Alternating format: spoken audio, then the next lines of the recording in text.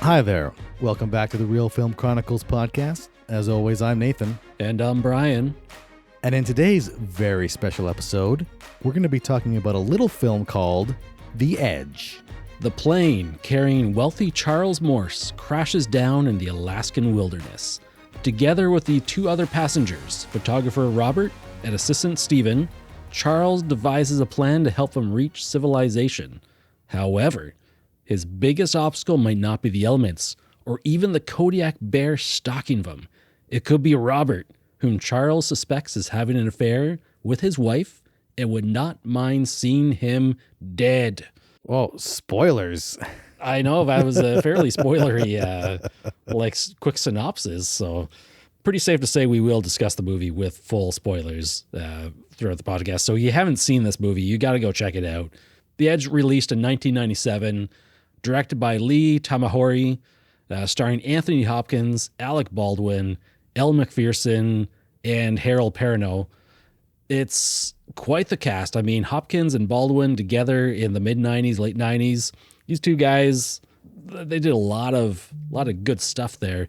But I was kind of reading beforehand because I kind of like to know where these people were in their careers at the time of the movie release. And it's like Baldwin just came from like a series of flops. Like his movies were not doing well at the box office to the point where it said his last successful movie was Malice from like 1993, which I think had Nicole Kidman in it. And I hadn't heard of until a few years ago. And I can say it was a good movie. If you haven't checked out Malice, check it out. But like Alec Baldwin did The Shadow, which I mean, I love The Shadow. I think you love The Shadow, and it's like, I always love that movie. But I guess, to the rest of the world, it was it did not maybe have that same impact, unfortunately. Yeah, exactly. And the director here, I had never heard of him. He's done a few movies which you may recognize. Yes. Die Another Day, from like a James Bond, Pierce Brosnan flick. There. And next was Die Another Day, the third Brosnan film. So You Live to Die Another Day. It was the fourth one, I believe. It was the last one he did. That was the one where he was parasailing off the tsunami, right? Yes, that's right. That's right. Yeah, that one was really, it was pretty poor. Where the guy had like diamonds embedded in his face. Yeah. Which is a cool idea, but like why? The North Korean guy had reconstructive surgery to look like a Caucasian. Oh. It was just... That movie is a disaster. So had an invisible car. The invisible car. He also did a movie called Along Came a Spider. As did he well. Do that one? Oh. I think so, unless I'm being lied to from the internet, which is possible. Well, that never happens. He also did the movie Next with your boy Nicolas Cage, right? Yeah. So that's, I think if my memory serves correctly, that's the one where he can see an hour into the future or 10 minutes into the future or something. Yes. That was a weird movie. Yeah, weird is one way to describe it. Right? Last one I wrote down here was XXX State of the Union, which is a, Vin Diesel movie? Wasn't State of the Union, that was the one with not Ice Cube in it, right? So this is like the same. Oh yeah. So Vin Diesel, I'm just looking at it now. Ice Cube. Vin Diesel did the Return of Xander Cage. He did the first one, and then he did the third one. But the middle one was Ice Cube. You got Sam Jackson, secret agent. But look at this. You got Willem Dafoe in State of the Union. Oh, I might have to check this movie out someday. Are we going to have to watch XXX State of the Union now, Brian? And what have you done to me? If you watch that one, you got to watch all of them. All right. XXX marathon. Right?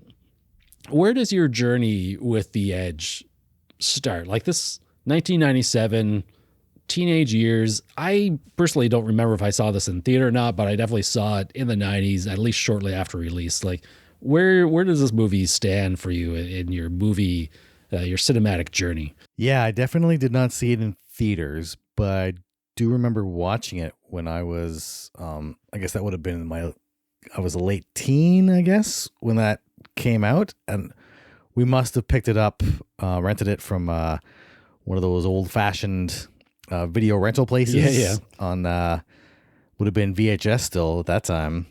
Yeah. So I remember watching it when I was fairly young, and it stuck with me. I don't think I picked up necessarily on the the richness of the themes Yeah. in the writing overall, but something about it stuck with me. And then years later, I picked it up. I have a copy on Blu-ray now, and it's one of these movies I keep going back to, and I've grown to really love this movie and appreciate it. But yeah, it's one of those movies that it was written by David Mamet. I don't know. Yes, that's right. Who, he was a playwright, but he's also made a huge name for himself. So he's done The Untouchables as well as Glengarry Glen Ross. Glen Ross, I was going to say. And Yep. Ronin with Robert De Niro. Like those three movies right there set this guy apart. Yeah. I'm also a huge David Mamet fan. Movies anyway. I haven't seen any of his plays.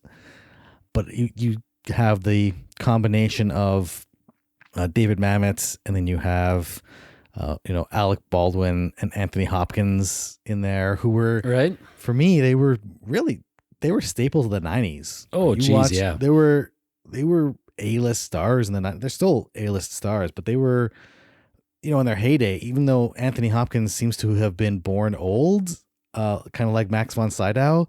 It seems like they were born old and they haven't just got to a certain point and they stopped aging. Yeah. So I look at him in, was it Transformers, The Last Night? Yeah. That was a couple years back. Oh. But that was like 20 years or something after. Yeah, I know. I'm not. Yeah. But it was like 20 years or something after The Edge was released. And honestly, he didn't look that much older. So like he's one of those people who just, I remember thinking in the 90s, oh, he looked old. Even though in the 90s he was also Hannibal Lecter in Silence of the Lambs, and he didn't look old in that. But like ever since The Edge, he's always looked old to me. I don't know. It's weird. It's one of those weird things. I wanted to talk about the ages of the characters and specifically the actors, and I'm glad you're bringing up the age of Sir Anthony Hopkins right now. Sir Anthony Hopkins, I apologize. Right. Have some respect, Nathan. So he's essentially, like, in the movie, Anthony Hopkins is playing Charles Morse. He's a billionaire and he's married to a young model, right? And they have a young model in Elle Macpherson. She's five-time swimsuit illustrated cover model. It was brutal because I'm going on to Wikipedia and I'm just like, okay, well, what's going on with Elle Macpherson? And it's just like best known for like appearing on the swimsuit edition, like the cover of that like 5 times. Like, okay, we really valued like supermodels and stuff back in the 90s. That is like, it was really weird, yeah, right. And I wanted to know what the age difference was. Can you guess the age difference? Take a guess at their 2 ages and see what the difference is here. I'm going to say 30 years. I'm going to guess she's about 25 or mid-20s and he's mid-50s maybe. Pretty close, yeah. Not bad. Anthony Hopkins was about 60 years old when he filmed The Edge. He was 60 in that? Right? And so that's where you're saying like literally 30 years later. Like 20 years later and it doesn't look like he's aged that much. Yeah. Elle Macpherson was 33 years old when she filmed The Edge. 33, okay. 32 or 33, I'm not sure. And then, so that's about a 27-year difference if my math is correct, and I'm not good at math. And then Alec Baldwin is in there as like the extra love interest for Elle Macpherson. He's 39 in this movie. He was 39 in that? Damn. And he looks quite a bit younger than he does now, for sure. He hasn't, maybe not as aged as gracefully as Hopkins has. I'm not sure. No, but he definitely, he looked younger than that in the movie too, right? Oh yeah, no, for sure. What is your background with the outdoors? Like, was that one of the things that brought you into the movie? Was kind of like the outdoor stuff? Because for me, I think I had an appreciation for the outdoors, but watching this in the 90s, I hadn't really done a lot of camping, like off-grid type of thing. Like all my outdoor experience was like visiting friends, trailers and stuff, cottages and whatnot. Yeah. And it wasn't, I mean, we're going to advance a few years here with the show Survivor Man. Like, oh my goodness, this guy is surviving out of the woods and showing us these real survivor skills. And I think Les Stroud, shout out to Les Stroud. Les Stroud, Survivor for sure. Man. After like 2000, there was a whole bunch of series, a lot of people coming forward with survival stuff, and there's like reality shows about it. Even today, I want to throw out the show called Alone, which kind of takes that. Oh, yes. Like how long you can survive in the wilderness by yourself, but not moving around. Like Survivor Man was always like heading towards a goal, like trying to escape. what is your background with the outdoors? Like, what are your survival skills like out there? Okay, yeah. I'm actually glad you brought this up because I think maybe this was part of my initial fascination with the movie was because when I was a kid, I was heavily involved in the Scouts and our troop specifically. We were really big on camping and not just specifically camping, but going out and doing, for example, canoe trips in Algonquin Park where you take only what you could carry on your back, essentially, right? You have your Yeah, backpack yeah.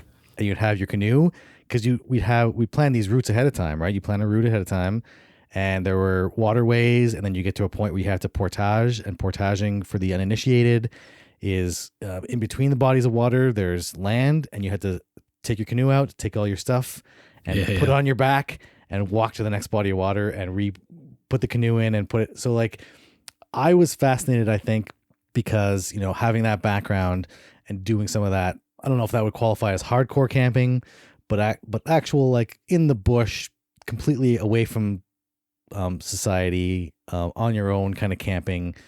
When I was watching the movie, I think the first time, and even now, one of the appeals is, oh, what would I do if I were in that situation? If I Yeah, were yeah. transplanted and dumped in the middle of the woods, what would my first priorities be? Could I build shelter? Could I catch food? Could I Yeah. get clean water? Could I build a fire and signal for help? Or if I had to, could I walk out of there and take a bearing? And so all that knowledge you have, for a young kid in Scouts, you're thinking, oh, all this knowledge, if I put it to the test, because, like, unlike the billionaire Charles in the movie, played by Sir Anthony Hopkins, like, I had some experience actually, Yeah, you yeah. know, building shelters, building lean-tos or quinzies, if in the snow, like, and then actually sleeping in those shelters. So I'd had some practical experience, and you always kind of wonder if you were put to the test for real, if you were out there by Yeah. yourself or a couple people lost in the woods, is the knowledge you have sufficient to help you survive until you're found again or until you can reach civilization? So that was fascinating to me. I think specifically because as a kid I was heavily involved in that culture of camping and that more Yeah. kind of rugged camping as opposed to when I got older and started doing car camping. But I think it's an interesting question as you get older, right? If you're put to the test in that specific way, would you pass that test? Do you think when you watch this, like as a teenager, did you think, yeah, I could have survived that situation? Were you thinking of all these different survival techniques on screen and being like, that's wrong, that's wrong, that's wrong? And it's like, do this and do that instead type of thing? Yeah, some of the stuff I was watching and thinking, oh, like, of course that's going to be wrong. And one of the great things about the movie too is that Charles is set up as somebody who's very, very book smart.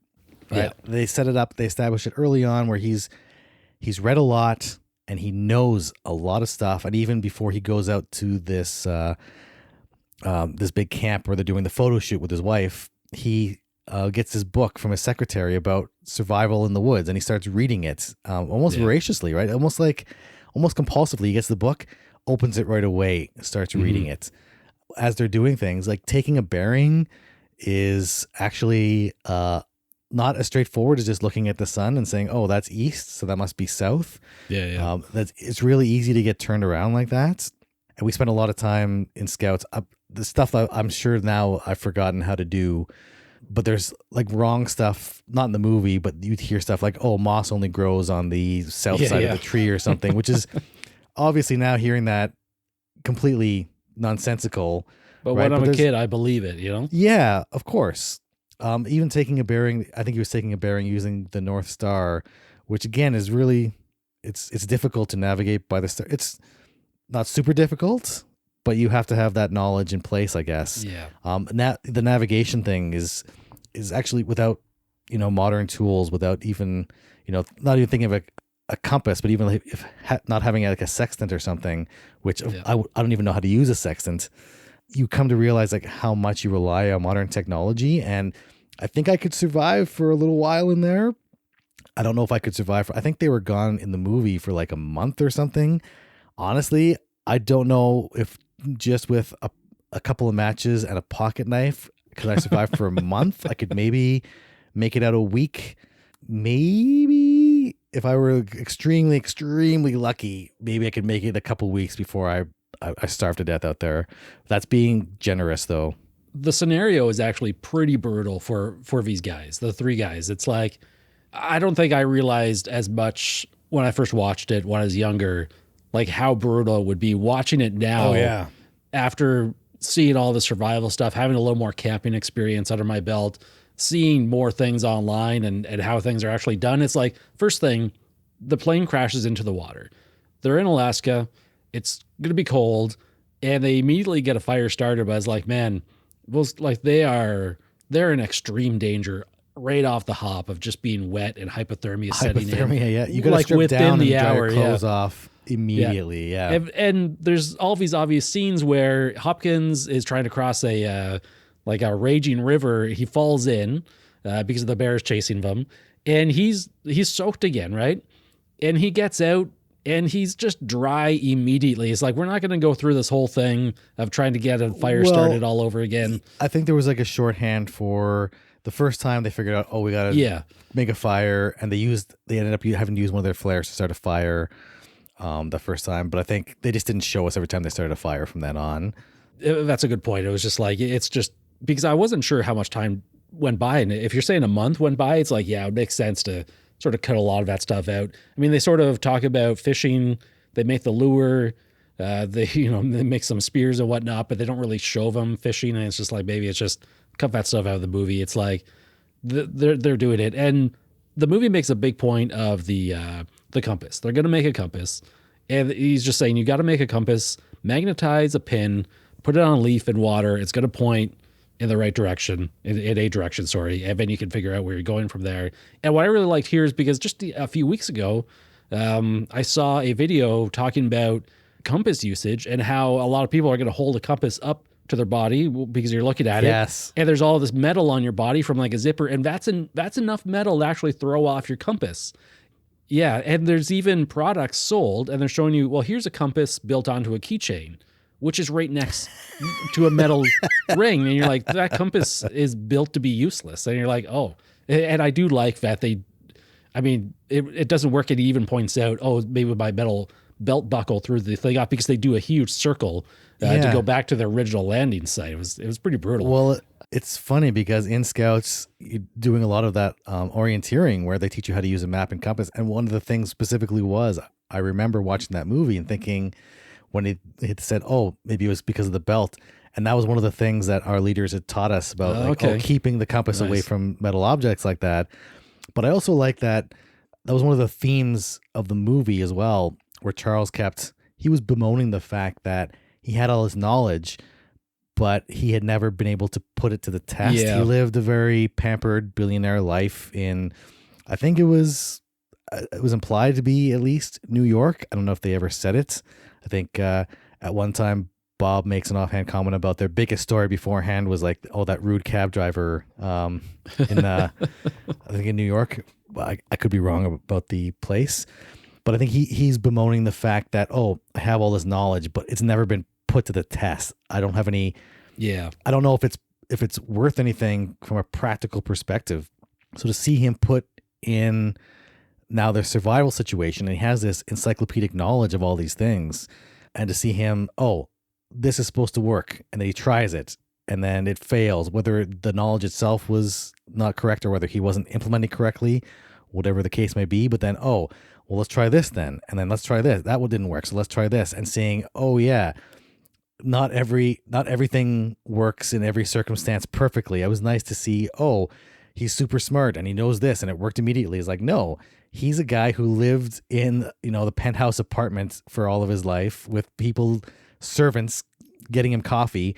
And now he has to survive in the wilderness, and it's all this theoretical knowledge that he's trying to map onto the real world. And of course they're going to fail time and again. And I like how they show them failing. Like the one guy cuts his leg with a knife because he's not used to carving. Oh, that was brutal. Like poor Steven, Harold Perrineau in the movie. This is Harold like the Perrineau, third. shout out to he was in Lost and the This Matrix. guy's constant. Was it multiple movies? I think he was in. He was in all three of them, wasn't he? I believe so. Yeah, great actor. Nice to see him show up in here. But his character, This is the guy who gets you're lost in the woods. This guy is freaking out. And I like that Hopkins is just like, oh, we just got to get him thinking about different things. We're going to give him, he makes a make work project of crafting the spear. He's just like, oh, I just wanted to get his mind off of the situation, focus on that. Not a minute or two later, he's cut his leg like wide open with this knife because he doesn't have the skills and like he doesn't know what he's doing, but you gave him a sharp knife. You're in the woods, it's dangerous. And now he's got an injured man with his leg. And it's just like, that's going to be so hard to get these guys out of here. And then we've got the bear, right? Yes. And I want to talk about the bear for a second here because this is, I feel, kind of how we decided to even watch The Edge and talk about it here is that we mentioned Bart the bear in another episode, I believe it was Prey. And essentially like, it was, I kind of feel like maybe we were talking about it afterwards, but it's like the bear in Prey, the CGI bear, we know it's CGI, and it's like, oh, back in the day, this would have been Bart the bear because Bart the bear was doing all these movies in the 80s and 90s. We grew up with this bear, and he was an actor who got credit in movies. In fact, at the end of this movie, when it fades to black, the very first credit is a special thanks to Bart the bear and his trainers. Amazing. Like, this guy, this bear, my God. So Bart the bear was the preeminent bear actor of our generation. Probably the last true generation of animal actors. I think really they phased it up for a lot of different reasons. Yeah. Some it's just not, they can do a lot more with CGI now, but also I think there might be some issues with there's ethics around keeping of animal for those kind of purposes, which I understand. But on the other hand, it looked amazing. So Bart the bear was born 1977. He unfortunately died of cancer in 2000. I mean, he was euthanized. He had cancer. He underwent numerous surgeries, but his health was deteriorating. He's a Kodiak bear, just like he's a Kodiak bear in the movie, I think. Filmography, I mean, he has a letterbox list. He's got IMDb. He's in 12 Monkeys, Legends of the Fall, Homeward Bound, The Great Outdoors, White Fang, and of course The Bear, which I loved as a child. And the director here, Lee, called Bart the Bear the John Wayne of bears, right? How big, we might have talked about this, so you might remember, like how big do you think Bart the Bear was like throughout his adulthood? It's got to be I'm trying to measure him against Anthony Hopkins in my mind's eye here.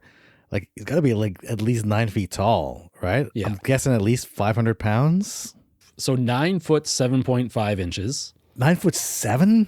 1,500 pounds. Okay, I was maybe thinking of black bears, maybe. Maybe you were thinking of the kilograms. Up in here in Canada, sometimes we use kilograms for pounds. Oh yeah, the kilograms about there, eh? 680 kilograms, was 1,500 pounds, I guess. He was just a monster. Wow. But apparently he was like super docile. I was reading some stuff. Alec Baldwin was talking about how he wasn't convinced that the bear was going to be menacing enough on screen because they're like in scenes and he's just like, he's super friendly and all this stuff. And then the editors, he watches the final cut. He's like, that bear is terrifying. And he's like, we have to thank the editors for that. And specifically the trainers too. Essentially every shot where the bear is interacting with a human is one of the trainers standing as a body double. But it sounds like he was on set. Like Anthony Hopkins worked with the bear. Sorry, he worked with Bart twice, two different movies. And he said Anthony Hopkins would just watch Bart the bear act for hours. And one of the trainers is just like, yeah, Anthony Hopkins took a real liking to Bart the bear, respected him as a fellow actor. And it's like, this guy, this bear was fantastic. And I was really kind of sad to hear, obviously, of his passing. Yeah. But Bart the Bear 2 has absolutely no relation to Bart the Bear. They're not related at all. They're not even the same type of bear. Bart the Bear 2 is a Alaskan grizzly bear, and he only got up to about 1,300 pounds in size. So he wasn't quite as beefy as Bart. Numbers. Yeah. But I have to say about the bear, I'm surprised this movie didn't do for bears what Jaws did for sharks. Yeah. Because, I mean, there is a little bit of truth, I think, based on my limited knowledge of bears. But and talking to people who like work in parks and actually work up north in the remote areas with bears. Like we're used to, there's different safety protocols for bears like down south who interact with people, who know people. If you like, make yourself as big as possible and make a lot of noise, they'll back up, right? You'll probably scare them off unless it's a mother and her cubs or something, right? But like up north where these bears have had little to no interaction with people at all, it's an entirely different ball of wax. Those same rules don't apply, and they will be a lot more aggressive and territorial because they haven't had that interaction with people yet. As to whether or not if bears or any animal get a taste for human blood and that's all they want, I don't know if there's any truth to that at all. It makes for a compelling movie, but what basis it has in fact, I don't know. But I do know that animals who are not acclimated to human behavior definitely are not going to be as easily scared off, if scared off at all, from that same kind of noise and same kind of safety protocols that you use on bears who are more used to human activity. So there was some truth to it. It was funny because they're staying at like a little resort like cottage thing, and the local who runs the place, he's just like, if you see a bear out here, the first thing you do is just stand still and like slowly walk away. Don't panic. I don't think when they encounter the bear afterwards that they did any of those things. It's just like, I remember a couple scenes where they're just like, we see a bear, this is happening. And like, I think maybe Steven and Bob, they just book it. They just start running, right? Yeah. Which in that situation, if the bears are already running at you, you're probably not going to want to just, I know that some advice they give you is to play dead, because their bears are typically after, they're not, what's the word for it? But they're after live prey. They're not scavengers. Yeah. They're not scavengers. Yeah. So if you play dead, there's a chance that they might, play with your quote unquote corpse for a little bit, maybe gnaw you a bit, and then leave you alone. On the other hand, do you want to take that chance? Right. Yeah. With any kind of predator or any kind of, large predator like that, the first thing you want to do is like, you never want to turn your back and run, because that signals to them that you're prey, right? It triggers that a predator prey response. So I know I've heard, whether it's true or not, I've heard people who work with, for example, big cats like lions and cougars and things like that. If you see a cougar specifically, because cougars are a lot more aggressive than bears. If you see like a mountain lion or a cougar, if you turn and run, that immediately that tells the mountain lion is like, oh, this is prey and I'm supposed to chase it. Yeah. Right. Yeah. So I think on a case by case basis, if something's already chasing you, you know what? Run for your life. Sure. But that's maybe not the first strategy you should jump to, even though it feels like it should be, right? Sometimes it's counterintuitive, some of these survival tips, right? Yeah. And I mean, poor Steven does eventually get eaten by the bear. He just can't do it anymore. And now, so brutal. I mean, it is pretty brutal. And it's just like, no, we got to save it. It's like, no, you can't take on this bear. Like Steven's done. Before we get off the bear though, can I just say, watching the bear attacks and watching the bear in this movie, Bart the bear specifically, I know why we typically are not using animals anymore for like ethical reasons and probably for budget reasons. The bear fight, like their standoff with the bear, looked amazing, incredible, and like amazing, something like Prey just doesn't hold up. Even something like The Revenant, which is really, really good, that bear attack, man, watching it like side by side with this, it just makes it look like amateur hour, right? It doesn't look like, there are scenes here where the trainer is dressed as Hopkins, and they're like in the babbling brook here, and the bear is literally on location. They are standing in the water, and the bear like backhands him.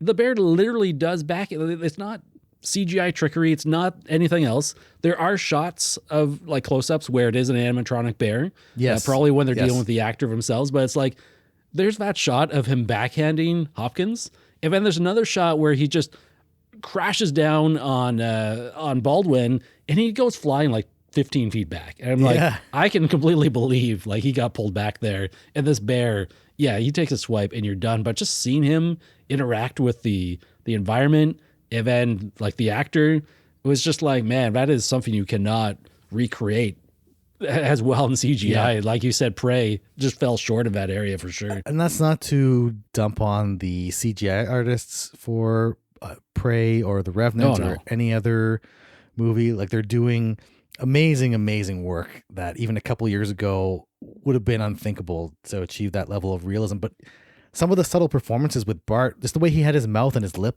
kind of out at the bottom, and you could just tell there was something instinctual when I was watching it. Maybe it was baked into when my ancestors, my hunter-gatherer ancestors were faced with a bear, but there's something about the expression of that bear's face that immediately sent a chill down my spine. Like, just the way the mouth was and the expression, there was something that triggered my fight or flight response, something real that we haven't captured yet, maybe in CG, specifically with bears, because we have done a lot of CG work with bears recently. Not we, like you and I, but like I'm talking about like the industry. The industry. I'm not going anywhere. Like you say, like you see that bear, I'm crumpled. I'm done. I'm probably not going to run. I'm just going to absolutely curl into a ball in absolute fear. Wait, so you're not going to kill the motherfucker? Man, I mean, Bob and Charles, I mean, they're hyping themselves up to fight the bear. They're making these spears. They're making these traps. They got the fire thing going. And it's like, what are some of the quotes there? It's just like the one that stuck with it. The one that, go for it. This is the one that really, essentially, if you had a tagline or something that sums up the themes of the movie, this is the line, right? This is amazing. This is the "May the Force be with you" of The Edge. What one man can do, another can do. Say it again. What one man can do, another can do. And it just keeps going on and on. And it's just like, man, I feel psyched up. But at the same time, they're going to go fight a 1,500-pound bear who can definitely run like 4 times their speed. I mean, they do have that like swinging trap, which barely does anything to the bear. It's just like, I love that it swings down, like kind of misses him. And all 3 of them are just watching it come back down. And the bear's just like, this thing's going to hit me. And it hits him. And that I know it's not actually Bart getting hit, but it's just like he gets hit, makes that crying sound and be like, oh, poor Bart. And it just enrages them, right? You're like, oh yeah, they're done. And then they actually manage to like outrun or keep pace with the bear for a while. It was interesting because watching the movie, there was something I heard. I don't know if it's true or not, but I heard that bears have a really hard time running downhill. Oh, so okay. It was interesting to me, like when they were outpacing the bear, which if you were just in a straightaway with a bear, you would lose 10 times out of 10. They're super fast as well as being super pumped. But a couple times they were running down the hill away from the bear, and then they went down this really steep slope toward the river, and you see the bear, or Bart the bear, is actually like kind of like scooching down the bank really slowly. Yeah. And so I wonder if that's a nice touch. In real life, if you're being chased by a bear and you're near a hill, if you run down the hill, will that give you the edge you need? Will the bear slow down so it doesn't stumble? Yeah. And you can get to safety. I don't know if that's true or not.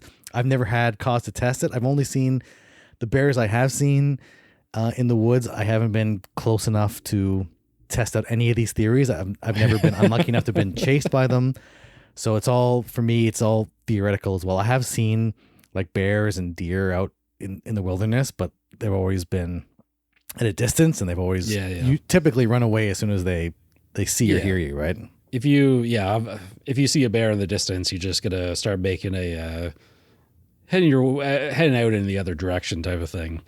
Just nod and back away slowly. Yeah.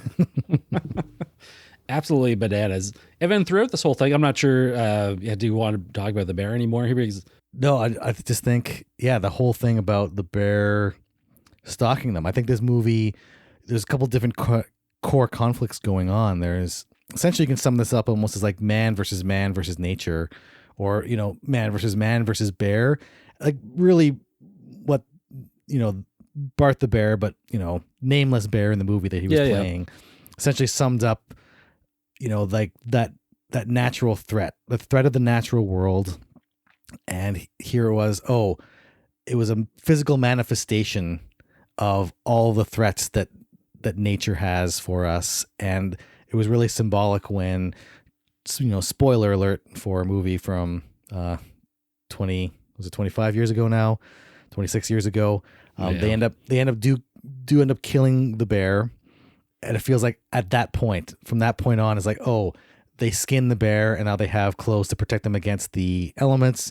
They eat, so they have nourishment from it. They have the claws, almost like a memento from the kill. And it feels like from that point on, it's like, oh, we passed this test almost of manhood. Because I think if you look at David Mamet's body of work, it's very concerned with, I think, ideas of masculinity and manhood. So it's almost like passing this ritual where, oh, we exerted a certain maybe domination over nature, or we faced the worst that nature had to throw at us and we survived. Oh, now we can survive because we passed this test, and we can go on from that. Well said. Yeah. The man versus nature. I mean, the man versus man here, they really don't play around it. They don't make it subtle or anything that Bob is really into Charles' wife, Mickey, right? Well, I think they give some hints early on. They do. And then they I think the movie does a real good job with this back and forth where, oh yeah, they look really close. And then Charles has his concerns, but then Bob saves his life because they're all stranded together. And Bob, kind of glibly says like, oh, I can't kill you here. I need you to help me survive. Yeah. 'Cause he's trying to convince him that he didn't. He wasn't sleeping with his wife. And like Charles takes it to heart. He's like, you saved my life. Like, that's amazing. Yeah. And it's like, yeah, whatever. But like, there's a bit of a back and forth as these two men, there's a bond between them. But at the end, it is revealed that, yeah, he was having an affair with his wife there, right? Yeah. And I do really like that of just that angle is like, yeah, Bob, he doesn't have all the skills. He doesn't have the knowledge. And he knows that he has the tool in front of him, which is Charles, to escape this place. That's his only chance. And of course, I mean, we're watching it. It's difficult sometimes to think about the movie, especially like the early on is like, oh, are they or are they not like having a thing? Like, is he actually going to kill him, or are they just joking around about it? It's like, or is it Charles's paranoia? But 25 years later, the story, and it's like I'm rewatching it, looking for all the little clues, right? Well, I think it was the thing I loved about their relationship was it was so complex, right? I think there were some genuine moments where these two men were connecting. Oh yeah. However, there were also fundamentally enemies, right? You see at the end where Alec Baldwin, they find that cabin where they're getting close to civilization, and they find the gun, and Alec Baldwin's character, Bobby. They just immediately start giving each other like the side eye. Like they're showing, it's like, let's test the canoe and make sure it floats. Hopkins is walking away and Baldwin like just looks over his shoulder. It's just like, like he's thinking, how is he going to do it? And I do like it. He's got the gun. He's pointing at Hopkins and he's just like, you got to turn around. I can't look at you in the eye, right? Because of that. They went through something together, that shared experience, right? Yeah, they went through all this stuff, and it's just like, yeah, is he going to actually be a killer after all this? Like, they just spent a month in the woods. Like, you imagine the bond you would have with somebody after surviving with each other for that long? Well, that's what I liked about that relationship. It felt complex enough. It felt like a real relationship, right? It was like, oh, these people were at odds with each other beforehand, or like at least Charles was. He was suspicious. Well, I think Bob makes a good point, right? Oh, you're rich and you think everyone's after you for all your stuff. So like, even though it turns out in the end that he was after his wife, but he makes that point. It's like, oh, you're rich, so you think everyone's out to get your money and your wife and everything. And so I think there's some commentary on, that lifestyle, how that life, like how being super rich probably warps your perception, not just of the world around you, but of the motivations of people in your life. Right. Well, was that the conversation where Bob is like, I feel sorry for you, Charles, because like you can't trust anyone because you don't know what angle everyone's coming in at, right? Yeah. And then Charles responds back. He's just like, well, never feel sorry for a man who owns a plane, right? Like he's just like, I'm so rich. It doesn't matter. It's just like, it is what it is. It's kind of his way of deflecting that too, because you get the sense that he is a little bit lonely, right? That he is a little bit separate from people. So he's keeping that distance between himself and other people because I think the word is guarded. He's remaining guarded because he's not sure whether people's motivations are genuine. I think like at the beginning of the movie where the guy who owns that cabin they're staying at and he's chatting with them, and then he brings out, oh, there's these plans to make it like this big, essentially getaway for people, only 30 to 40 million investment. And he's like, oh, I thought you were just talking to me to be nice, not because Yeah. you wanted me to invest in some project. And so he's kind of, which is one of the motivators of why he goes on this journey with the other fellows anyway. Yeah, it was kind of impromptu for Charles to go because they wanted to go photograph this like this local hunter who's living up north as part of their project. And it's just like, yeah, Charles, why don't you just come along? Which I kind of like too, where it's like they weren't planning on doing that. Bob wasn't going to plan on killing Charles on this trip, before they flew out, right? No. Like it was just kind of like, well, here's an opportunity where somebody can go missing in the woods and no one's going to be asking any questions about how he dies. And he's like, man, I can finally get with his wife. And I also like the reveal at the end that there was the receipt with the engravings on the watch that Mickey gifts to Bob, and it's like, oh, they have been having a thing. It wasn't like, because up to that point I'm thinking, well, maybe Bob he's lusting after the guy's wife. Once he's out of the picture, I'll move in. But I like that they did establish that they did have some kind of thing. The note was, thanks for all the nights, which, it could mean any number of things, right? But we got to firmly plant that, yeah, they were doing something behind Charles' back. Based on Bob's reaction with the gun and wanting to murder him, probably confirms his suspicions. But I also think that standoff, I think they're in extreme circumstances as well, and they've been through some harrowing adventures or misadventures, and he's probably not in the right state of mind either, right? He's gone through they're probably traumatized. They haven't probably eaten a whole heck of a lot over the past month or so, and he's got this weird thing in his mind. It's like, oh, I can kill him now and steal his wife, but of course, like, no, because they're gonna find his body with a bullet in it eventually, and you're gonna get caught. Like, it's not, you're gonna face the consequences. He obviously didn't think it through. It almost felt like he had, like, I don't want to say cabin fever because that's when you're locked up, but essentially I don't think he was maybe thinking straight. Well, you wouldn't be thinking straight. And honestly, I have to mention that reality game show Alone again, because you see these people living alone in the woods. They are starving. They develop health issues, but their minds will go, and their thoughts go everywhere. You almost take it for granted that there's enough distractions for us in our day-to-day lives that our minds don't go down these terrible paths of thinking. And just as an aside, they catch a squirrel, right? And they're exuberant that they caught the squirrel. It's food, finally. And all I'm thinking, in Alone, they would catch a squirrel, and there'd be text popping up at the bottom. It's like, this squirrel, I'm making up these numbers, is going to produce give them 400 calories and 23 grams of protein. And I'm thinking, these two dudes are not going to make it off of a couple squirrels. No, and I like that it was a good balance between showing, oh, they figured out how to catch food, but it didn't show them constantly hunting and feeding. Yeah. It established, oh, they know they can catch squirrels, they know how to fish. That's how they survive. They got some meat from the bear when they killed it.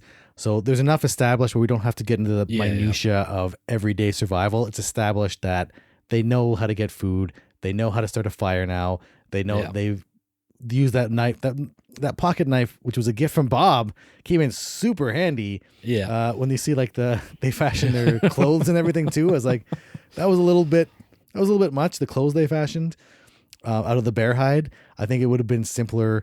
I mean, if I were making clothes, probably the easiest thing to make would be like a poncho, because that's literally just a square with a hole cut in the middle, right?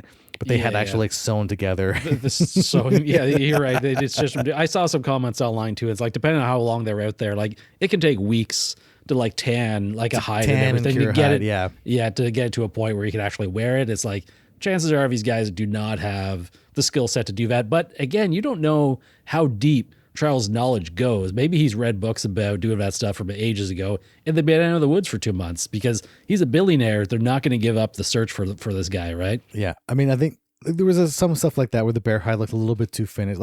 If you were just out there, you probably have it by the fire and dry it off. It probably wouldn't be completely perfectly tanned and cured, but it would be to a point where you could, wear it temporarily at least. Well, the thing is, they clothing. You wouldn't want these guys, probably more realistically, they would have cut this bear apart, put a hole in the bearskin, wore it over themselves like Yeah. a poncho, and they would have been covered in blood and guts. They would stink. They'd be awful. It's like nobody really wants to see that on the big screen. We don't need Yeah, I that think there was in this movie. some cinematic shorthand used Yeah. to show their survival skills had increased to the point where they could stay out there for, was at least I can't remember the exact time frame. I It don't was at least remember a at all. month, between a month and 2 months, I think. They were gone for a substantial amount of time. They do mention the distance. Like they went 80 miles up to this guy's cabin, and the guy left a note saying he's gone hunting, and he's gone hunting like another 20 miles in another direction. Yeah. Which is where they go, but they also crash like on the way there. So we really don't know where they are, but they're probably 100 miles away. That's a considerable distance in the Alaskan wilderness. Yeah, and I like one of the things that is realistic about the search and rescue operation is when you're in a helicopter doing that grid search, it's really hard to see stuff on the ground, right? Even and like you show them and like they're waving their hands and shouting is like, well, they're never going to hear you. Even if you have like a rescue whistle, somebody in a helicopter is never ever going to hear that. It's impossible, right? So the importance of being in an area that's not like an open area, like a field, and having a signal fire or some other kind of sign spelled out, and just like the realities where Charles says, where Bob says, like, oh, that helicopter that passed by, it didn't see them the first time. They're going to come back, right? And Charles is just like, we were 100 miles out from where we should be. You draw a radius of 100 miles. It's a huge grid pattern, and they're probably not going to search the same area more than once. Yeah. That one was especially like deflating for Bob, because it's the grim reality is like they went through this grid. It's going to take them weeks. If they come back and double up, it'll be weeks later. They're not going to be in that same spot. They can't stay there. Yeah. Depending on how long the search goes on, because you think alone in the Alaskan wilderness, two people without the proper gear, after realistically, people are probably going to give up that search after a week or two at most, like statistically speaking, right?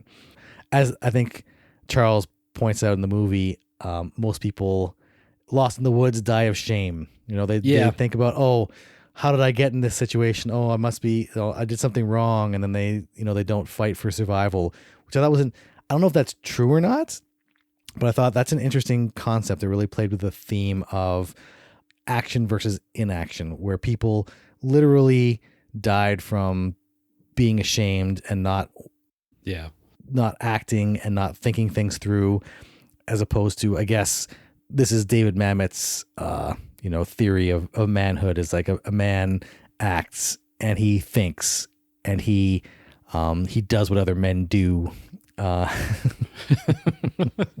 What one man can do, another can do, which is a great mantra. I love that scene where they were building themselves up, because it's so fundamental to the human experience, whether you're an ancient tribe hunting down a woolly mammoth or whether you're a sports team getting ready to go into the finals. What do? You have some kind of chant that you say together, pump yourself up, get that adrenaline flowing, but also the meaning of the words themselves, right? What one man can do, another can do, meaning that there's proof of concept. Another human being was able to, in this case, survive in the woods. Another human being was able to start a fire. Another human being was able to kill this bear, meaning these ideas, these tools, they work, they're proven. We can take that knowledge and what they can do. If somebody else did it, that means it can be done and that we can do it. And there's something, I think, powerful about that message, whether you're a man or a woman. I know this movie's, I think, is very heavily invested in male relationships and what it means to be a man. But I think that what one person can do, another can do, works just as well and is just as meaningful. I think pulling this movie out, of course, that chant was first thing in my mind, of course. As soon as you mentioned the movie, I was like, yeah, what one man can do, another can do. I think that's a great motto. Like when you get down on yourself, whether it's at work or in your personal life, and you think, oh, this is impossible, I can't do this. And you think, oh, but like other people do this all the time. Not to downplay your own failings, but to think it's like, oh, this is possible. This is doable. The tools are out there. right? Proof of concept. Somebody Yeah. overcame this. Somebody did this. I can do this. I can take what they've learned, or I can just take inspiration from the fact that, yeah, this is possible. I can do this thing. I think it's a overall positive, empowering kind of mantra. Honestly, it's a testament to that great writing. And I didn't know that it was David Mamet and all the stuff he's done before. I didn't know like he's a really talented writer because I wasn't fully coming through the movie for me in that way. And I saw a quote from Alec Baldwin, I think in one of his books maybe, where he said he kind of disagreed like he with some of the director like cutting down on some of the character development and whatnot. Yeah, I was reading and I this. think I could see that in the movie, and it's like there are hints at a lot more happening. It's almost 2 hours long. Maybe, you know, it gets cut down for time. And I think Baldwin said Lee, like the director, was more focused on the action side of it, right? But there was, Yeah. I mean, I think you've proven with everything you said, there's a lot to pull out. There's some good themes going on here, even though you can enjoy the movie on a purely surface level of, you know, man versus beast. It's like it provides on that level. There's that extra elements to pull out of it. Like you said, it is a layered movie, and it's like, I kind of wish I got a bit more of a longer, like maybe not director's cut, like a writer's cut or something. Or I want to find out that David Mamet like wrote a book called The Edge or something else, and maybe this was an adaptation. Maybe we can get more out of it. The stage adaptation, yeah, or the Broadway version of The Edge. Yeah, I think it would wound up. I think I remember reading. It was online after I watched the movie. I was doing some research, and you could see it come through in the movie where the director wanted to include more action elements. Yeah. And that came through. But I think the core of the writing, you see like the dialogue between them, the themes. Dialogue is so like all of Mamet's stuff. It's so memorable, so snappy, so poignant. It's really, really great dialogue. The dialogue was good, and like Bob's character, I mean, some of the dialogue is offensive, right? Like I don't think it's even a thing of it. It hasn't aged well, but you're like, oh, this guy, he is a little abrasive. Like he is kind of a bit of a jerk, right? Like he's not politically correct in the 90s even. Well, I like that he was a flawed character where sometimes you saw that spark of like, oh yeah, this guy's a complete and total dick. But then there's other scenes where, oh, he's a flawed human being dealing with, you know, in a harsh environment. You know, like he's not all bad and he's not all good, kind of like most of us. Yeah, exactly. It really came through on screen. And then you see like the chemistry between him and Elle Macpherson, and you're like, oh yeah, like he is like that could be a connection right there for sure, right? It's just like he's going to treat Charles kind of poorly in those ways, but he knows what tasks have to get done. And yeah, and speaking of the overall themes, I really love the ending in this movie. I think it was a perfect ending. It was just written so well. At the end, Bob, having fallen into, he was about to kill Charles, but then Charles starts walking toward him. He had recognized the bear trap, the pit with the spikes in it, the deadfall, I think they call it. And he had recognized that from an earlier scene in the movie. I love how in this movie too, you can see the writing where all these setups, there's payoffs to every setup, but he notices the deadfall and Bob doesn't. And he starts walking toward him and think like, you're not going to kill me. You know, like put the gun down. There's still time to change your mind.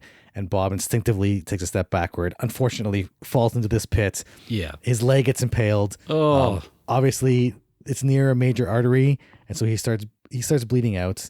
They're going down the river in the canoe they found at this hut they finally found. So they're getting close to civilization, and there's a map and there's a first aid kit, a very poorly stocked first aid kit, and there's guns and the canoe.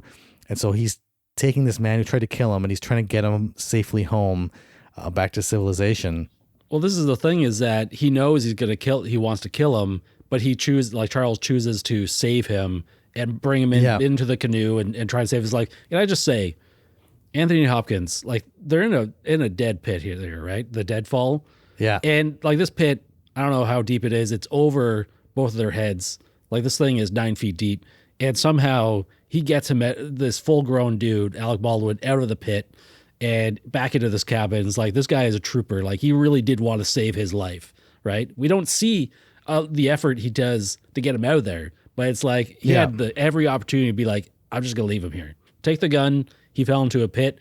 Couldn't physically lift him out. Done. But no, he goes through the effort and tries to save his life. Well, it was an interesting reversal, right? Where when he goes down to help him in the pit, that is, Charles goes down to help Bob, and he picks up the gun first, and the way he's holding it kind of looks like it's pointed toward Bob, and then Bob starts begging for his life and pleading. Yeah.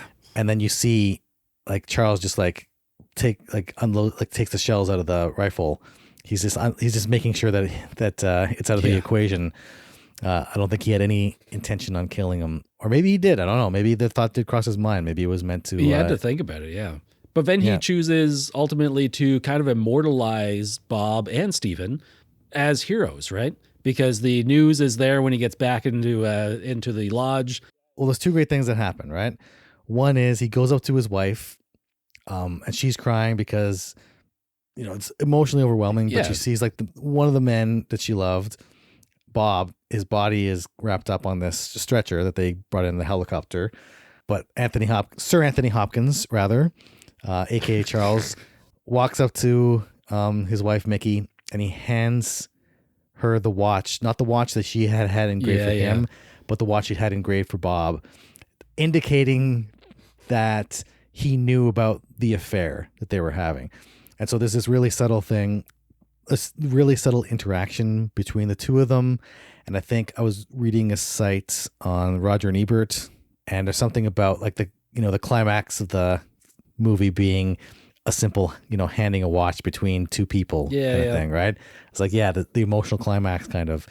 But then, like you're saying, after he kind of has that unspoken bittersweet reunion with his wife, he goes on camera and he says, like, they ask him, well, how did these men die?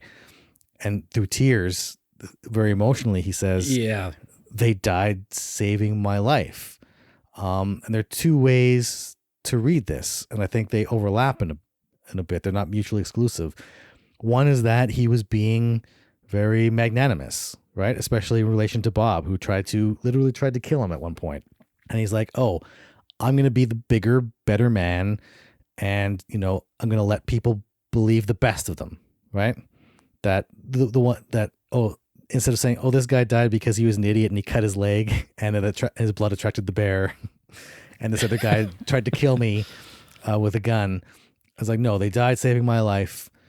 He's being the bigger man. He's growing as a person, right? He's being better. But there's another way to read it too, is that he's being quite literal in saying that having them with him, that the relationships that they had, that all their experiences that they went through together, whether it was positive or negative, even when Bob tried to kill him, that without those men around him, without those people around him, he would not have made it out.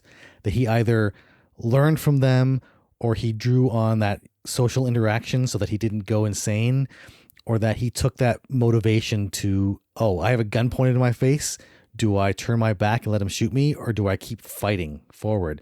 So I think in a very literal sense, or in a very kind of straightforward way, he was telling the truth, that even though, Bob had tried to kill him at one point, he literally did save his life. He taught him something about himself. He taught him something about, what it means to interact with other people. He kept him motivated. There was still that bond. Even at the end, there was a bit of a reconciliation before Bob dies. So I think part of it's him being part of that, they died saving my life, is Charles being magnanimous and being really, the bigger man, and trying to immortalize them as decent people. And part of it was he did, as to their conversation earlier about, nobody ever changes. Nobody ever really changes. And Bob says, oh, Charles, well, you can be the first then. You can be the first man who actually really changes. And you get the sense, like, oh yeah, this guy actually, he did change his life like he said he was going to. Yeah, like Charles literally tells him, like, I am going to make changes. Like, he's going to... Yeah, if I go back. Yeah, if I go back, I'm going to make changes. He's going to become a different person and lead a different life, and ties into it very well. Yeah, but such obviously a great performance by Sir Anthony Hopkins at that end, where just like you can see the emotion slowly come over him, and the reality of, these men who I depended on for my survival, they're dead. I survived, and like the ordeal of the past month or so coming over him and washing over him, and he allows himself finally to, because out in the woods, he had to be the voice of reason constantly, right? He couldn't let himself crack. He couldn't let himself, think anything else than success. But now he's finally able to look back on it and realize, oh yeah, I was really close to biting the big one several times, probably on a daily basis. And you can see, oh yeah, I've grown as a person. These men that I was, with out there, that I survived with, they changed my life. But also, I just went through a terribly traumatic, horrific ordeal, and now I'm finally I'm safe, and I can start to process it now.